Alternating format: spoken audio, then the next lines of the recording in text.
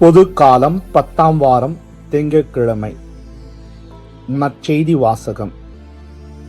மத்தேயு எழுதிய தூய நற்செய்தியிலிருந்து வாசகம். அதிகாரம் 5, இறை வார்த்தைகள் 1-12 முடிய. அக்காலத்தில் இயேசு மக்கள் கூட்டத்தைக் கண்டு மலை மீது ஏறி அமர அவருடைய சீடர் அவர் அருகே வந்தனர். அவர் திருவாய் மலர்ந்து கற்பித்தவை: ஏழையின் உள்ளத்தோர் பேறு பெற்றோர், ஏனெனில் விண்ணரசு அவர்களுக்குரியது. துயருருவோர் பேறு பெற்றோர், ஏனெனில் அவர்கள் ஆறுதல் பெறுவர். கனிவுடையோர் பேறு பெற்றோர், ஏனெனில் அவர்கள் நாட்டை உரிமை சொத்தாக்கிக் கொள்வர். நீதி நிலைநாட்டும் வேட்கை கொண்டோர் பேறு பெற்றோர், ஏனெனில் அவர்கள் நிறைவு பெறுவர். இரக்கமுடையோர் பேறு பெற்றோர், ஏனெனில் அவர்கள் இரக்கம் பெறுவர். தூய்மையான உள்ளத்தோர் பேறு பெற்றோர், ஏனெனில் அவர்கள் கடவுளை காண்பர். அமைதியை ஏற்படுத்துவோர் பேறு பெற்றோர், ஏனெனில் அவர்கள் கடவுளின் மக்கள் என அழைக்கப்படுவர். நீதியின் பொருட்டு துன்புறுத்தப்படுவோர் பேறு பெற்றோர், ஏனெனில் விண்ணரசு அவர்களுக்குரியது. என் பொருட்டு மக்கள் உங்களை இகழ்ந்து துன்புறுத்தி உங்களை பற்றி இல்லாதவை பொல்லாதவையெல்லாம் சொல்லும் பொழுது நீங்கள் பேறு பெற்றவர்களே, மகிழ்ந்து பேறுவகை கொள்ளுங்கள். ஏனெனில் விண்ணுலகில் உங்களுக்கு கிடைக்கும் கைமாறு மிகுதியாகும். இவ்வாறே உங்களுக்கு முன்னிருந்த இறைவாக்கினர்களையும் அவர்கள் துன்புறுத்தினார்கள். ஆண்டவரின் அருள்வாக்கு. கிறிஸ்துவே உமக்கு புகழ். இறையேசுவில் அன்புமிக்க சகோதர சகோதரிகளே, ஒரு முதியவரிடம் உங்கள் வாழ்நாளில் உங்களுடைய மகிழ்ச்சியை அதிகம் பறித்தது ஏது என்று கேட்கப்பட்டதாக ஒரு அறியப்படாத மூலத்திலிருந்து ஒரு கதையை படித்தேன். அதற்கு அந்த முதியவர் சொன்ன பதில் இதுதான்: ஒருபோதும் நடக்காத விஷயங்கள் என்று பதிலளித்தார். ஒருவருடைய மகிழ்ச்சிக்கான 3 திறவுகோள்களையும் இவ்வாறு இன்றைய நற்செய்தியும் இன்றைய வாசகங்களும் நமக்கு எடுத்துரைக்கின்றன. இன்றைய நற்செய்தி பகுதி மறையுரைகள் அல்லது மலைப்பொழிவு என்று அழைக்கப்படுகின்றது. இந்த மலைப்பொழிவு ஆங்கிலத்தில் த பேட்டிடியூட்ஸ், லாத்தின் வார்த்தையிலிருந்து எடுக்கப்பட்ட ஒரு வார்த்தை. ஆசி பெற்றவர்கள் என்பது பொருள். புனித மத்தேயு இதை இயேசுவின் பொது பணியின் தொடக்கத்திலும் மழைப்பொழிவின் ஆரம்பத்திலும் வைக்கிறார். ஒவ்வொரு இறை வார்த்தையின் தொடக்க வார்த்தையும் இந்த ஆசி உரைத்தான். அதைத்தான் நாம் விளக்கமாக படிக்க கேட்டோம். பேறு பெற்றோர், ஏழையின் உள்ளத்தோர் பேறு பெற்றோர், துயருருவோர் பேறு பெற்றோர், கனிவுடையோர் பேறு பெற்றோர் என்று நமக்கு இந்த ஆசி உரையானது நற்செய்தியின் வழியாக கொடுக்கப்பட்டிருக்கின்றது. இந்த மலைப்பொழிவு உரைகள் இயேசுவின் போதனையின் மையமாக விளங்குகின்றன. இயேசுவின் இந்த மலைப்பொழிவு உரைகள் முக்கியத்துவம் வாய்ந்தது என்பதை நமக்கு மத்தேயு நற்செய்தியாளர் நமக்கு விளக்க நாம் இன்றைய நாளிலே அதை சிந்திக்க அழைக்கப்படுகின்றோம். இந்த 8 மலைப்பொழிவு உரைகள் நம்மை அதிக அன்பு நிறைந்த ஒரு வாழ்க்கைக்குள் வழிநடத்தும் என்று ஒருவர் கூறியுள்ளார்.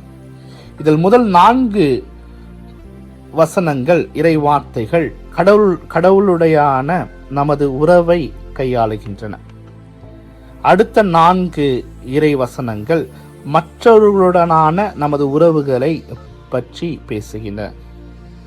முதல் ஆசி உரை: நாம் ஏழையின் மனத்தவராய் இருக்க அழைக்கப்படுகின்றோம். ஏனெனில் நாம் உலக பொருட்களின் பாதுகாப்பை நம்பி இருக்காமல் கடவுளையே சார்ந்திருக்கின்றோம். அவருடைய விசுவாசம், இரக்கம் மற்றும் அன்பினால் நாம் வளம் பெறுகின்றோம் என்பதை விளக்கி கூறுகின்றது.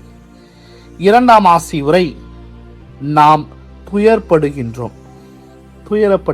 அதாவது கடவுளின் வழிகளுக்கு பதிலாக உலக வழிகளை நம்பி வாழ்வதன் மூலம் நாம் கடவுளின் மகிமையிலிருந்து எவ்வளவு தூரம் விழுந்து விட்டோம் என்பதை உணரும் போது துயரடைகிறோம். இந்த உலக பற்றுகளிலிருந்து விடுபட்டு அவரை போல் மாறுவதற்கு நாம் எடுக்கும் முயற்சிகளில் அவர் நமக்கு ஆறுதலும் ஆதரவும் அளிக்கின்றார். மூன்றாம் ஆசிவுரை, நாம் கனி உடையவராய் இருக்க நமக்கு இந்த இறைவசனம் அழைப்பு கொடுக்கின்றது. அதாவது நாம் கடவுளின் திருவுளத்திற்கு பணிந்து தவறுகளை திருத்துவதற்கான ஆர்வத்துடனும் பாவிகளுக்கு மறுவாழ்வு அளிப்பதற்கான இரக்கத்துடனும் நிறைந்திருக்கும் போது கனி உடையவராய் ஆகின்றோம். நான்காம் ஆசிவுரையாக, நாம் நீதி மேல் பசிதாகம் கொண்டிருக்க அழைக்கப்படுகின்றோம். அதாவது நாம் அறநெறியோடு வாழ அல்லது நாம் காணும் அநீதிகளுக்கு முற்றுப்புள்ளி வைக்க அழைக்கப்படுகின்றோம். நீதி தலை தோங்கும் பொழுது கடவுளின் நேர்மை ஆட்சி செய்கிறது. இந்த மழைப்பொழிவின் இரண்டாம் பகுதி மூலம் முதல் பகுதி நாம் பெற்ற ஆன்மீக வளர்ச்சியால் விளையும் கனிகளை இறைவன் நமக்கு பட்டியலிட்டு காட்டுகின்றார். ஐந்தாம் ஆசிவுரையாக, நாம் ஏழையின் மனத்தவராய் வாழ அழைக்கப்படுகின்றோம். கடவுளின் இரக்கத்தின் மீது நம்பிக்கை வைக்கும் பொழுது மற்றவர்களுக்கு இரக்கம் காட்டும் ஆன்மீக முதிர்ச்சியை பெறுகிறோம். இது கடவுளிடமிருந்து இன்னும் கூடுதலான இரக்கத்தை பெறுவதற்கு நமக்கு வழிவகுக்கிறது. ஆறாவது ஆசிவுரையாக இன்றைய நற்செய்தியிலே வசனம் இறைவார்த்தை 8 நாம் படிக்கிறோம். மற்றவர்களை காயப்படுத்திய நம் பாவங்கள் செய்த தீங்கிற்காக நாம் துயரப்படுவதல்ல, நம் இதயத்தில் தூய்மையாக இருக்க அழைக்கப்படுகின்றோம். இது நம்மை பெற்றவருக்கு இட்டு செல்லுகின்ற, நம்மை ஒரு புனிதத்துவத்திற்கு இட்டு செல்லுகின்ற, மேலும் கடவுள் மற்றவர்களுக்கு உதவ நம் மூலம் செயல்படுவதை நாம் காண்கின்றோம். ஏழாம் ஆசிவுரையாக வசனம் 9 நாம் படிக்க கேட்டோம். நாம் அமைதி ஏற்படுத்துவர்களாக வாழ அழைக்கப்படுகின்றோம். ஏனெனில் நாம் கடவுளின் திருவுளத்திற்கு நம்மை அர்ப்பணித்து இயேசு கையாண்டது போல மோதல்களை கையாளுகின்றோம். அமைதி என்பது அன்பு, நீதி மற்றும் உண்மை ஆகியவற்றின் அடிப்படையில் அமைந்தது. இந்த மனித விழுமியங்களில் ஏதேனும் ஒன்று மீறப்படும் போது அமைதி நிலை குலைகிறது. ஆகவே அமைதியை ஏற்படுத்துவர்களாக இந்த பூமியில் நாம் வாழ அழைக்கப்படுகின்றோம். எட்டாம் ஆசிவுரையாக, நாம் கிறிஸ்துவை போல் வாழும்போது அவரே நம் வாழ்வாக இருக்கும் பொழுது பல விஷயங்களில் நாம் துன்புறுத்தப்படுகின்றோம். நம்முடைய தூய வாழ்வின் முன்மாதிரியிலிருந்து அவர்கள் கற்றுக்கொள்ள விரும்புவதில்லை. எனவே மற்றவர்கள் நம்மை நிந்திக்கிறார்கள் மற்றும் நம்மை தடுக்க முயல்கிறார்கள். இது ஒரு மாபெரும் ஆசீர்வாதம். ஏனெனில் நாம் உண்மையில் மழை பொழிவுரைகளின்படி வாழ்கிறோம் என்பதை இது நமக்கு உணர்த்துகிறது. ஆகவே இன்றைய நாளிலே இந்த நற்செய்தியின் வழியாக இந்த மழை பொழிவுரையின் இயேசு நமக்கு ஒரு அழைப்பு விடுக்கின்றார். ஒரு உன்னதமான வாழ்வு வாழ, கடவுளுக்கும் மற்றவர்களுக்கும் ஏற்ற பிள்ளைகளாக ஒருவரை ஒருவர் அன்பு செய்து சமாதானத்தையும் அமைதியையும் தூய்மையையும் இந்த உலகத்தில் நாம் நிறுவிட இறைவிடம் அருள் வேண்டி நாம் தொடர்ந்து செபிப்போம். செபம். ஏழையின் உள்ளத்தோர் பேறு பெற்றோர், ஏனெனில் விண்ணரசு அவர்களுக்குரியது.